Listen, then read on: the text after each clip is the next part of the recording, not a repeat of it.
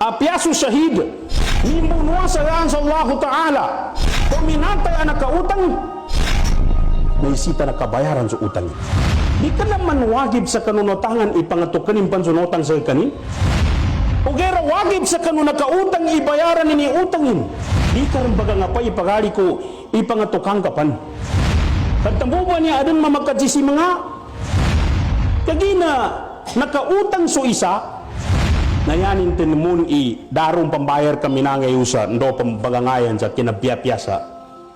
kumin ka elin kasi sa social media na yumanan kinaman yumanan minangay yumanan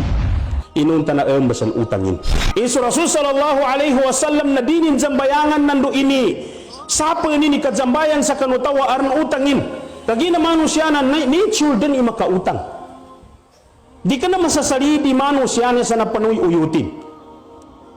natural din imakautang ka o gedan niyan turi ka na mapya akautang na umeng ka suminutang ka na apya pakagaga ka pambayar na mau idatali pandanang ka pon huway mumatalatul ghani dhulmun tingu nabi so katali panda so kadalibad sa utang o pakagaga mo man pambayar